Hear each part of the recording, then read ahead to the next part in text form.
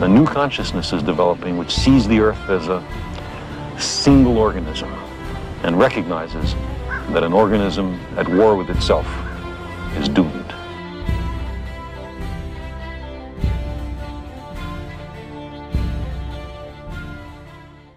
Hey guys, it's Shalev. I apologize for yet another long pause between my readings.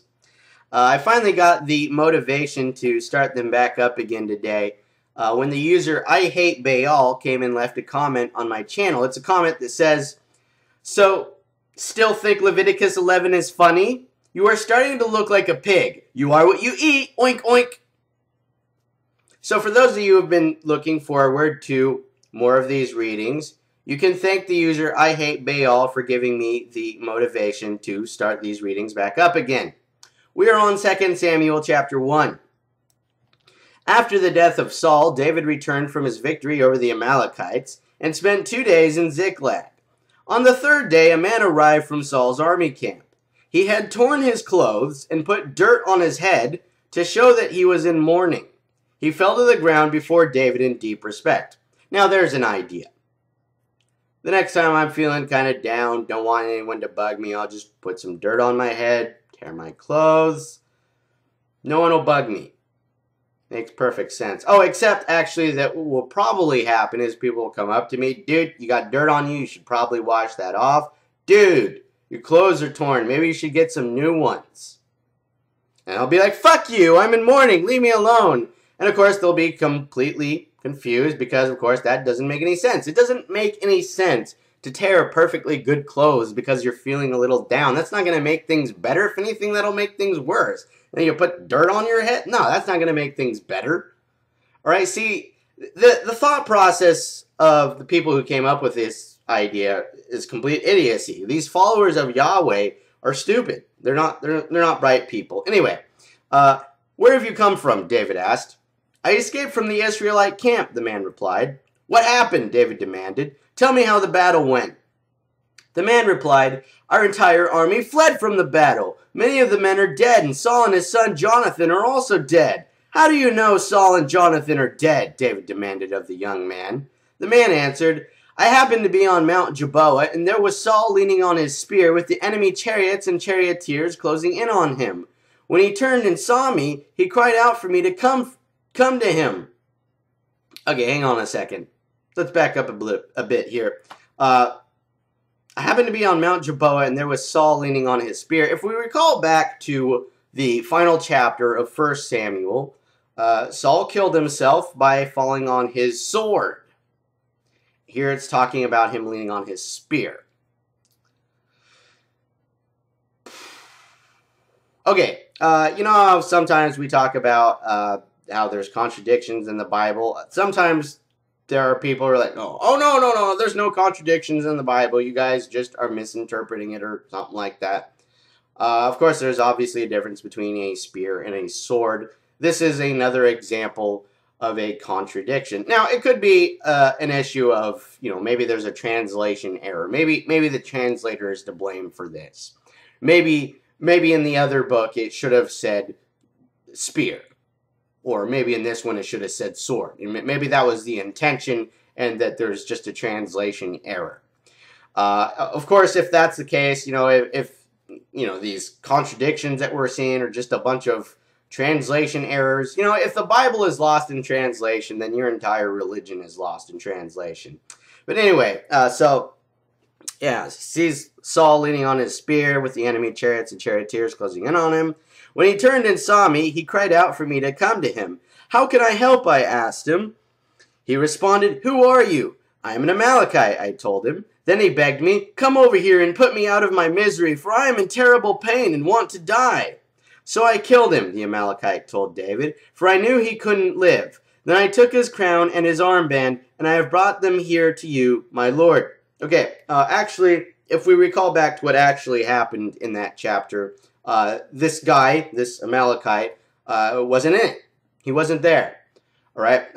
This is completely added for this version of the story. All right? It wasn't in that other version of the story. All right? Here's what happened. All right?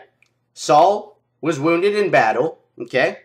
he goes to his armor bearer. He's like, finish me off, kill me, right? And his armor bearer couldn't do it, so Saul falls on his own sword and he dies.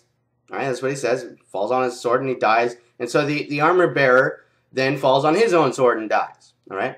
There's nothing about some guy coming over, what can I do to help? Kill me. No, it was his armor bearer that he asked. See, they're just different versions. All right, different takes on what happened. That's what's going on there. So yeah, we have yet another contradiction. Anyway, David and his men tore their clothes in sorrow when they heard the news. Brilliant.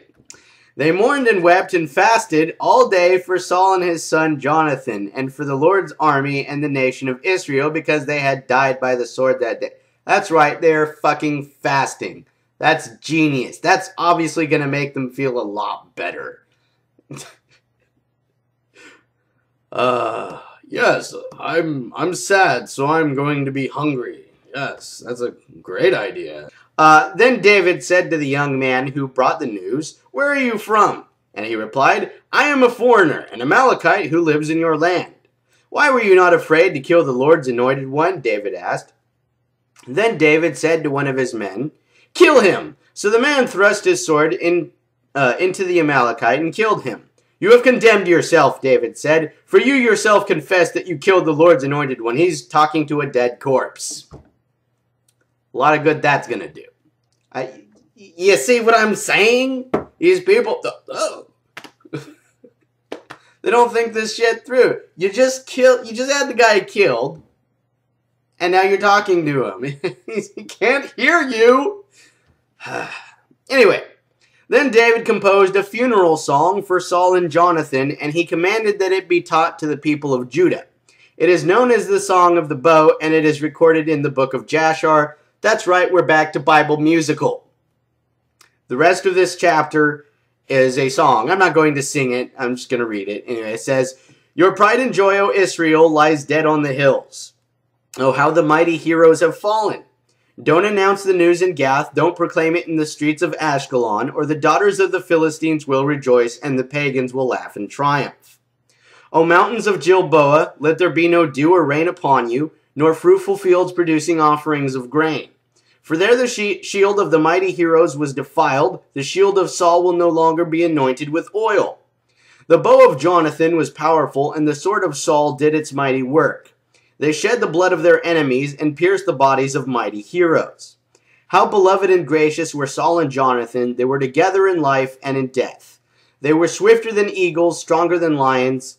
O women of Israel, weep for Saul, for he dressed you in luxurious scarlet clothing and garments decorated with gold." Well, that's the important thing. He dressed you in luxurious clothing and garments decorated with gold. Yeah! "Oh, how the mighty heroes have fallen in battle. Jonathan lies dead on the hills. How I weep for you, my brother Jonathan. Oh, how much I loved you. And your love for me was deep, deeper than the love of women. Oh, how the mighty heroes have fallen. Stripped of their weapons, they lie dead." That is the end of the song, and that is the end of 2 Samuel chapter 1. We will be back with 2 Samuel chapter 2, if I'm not assassinated before then.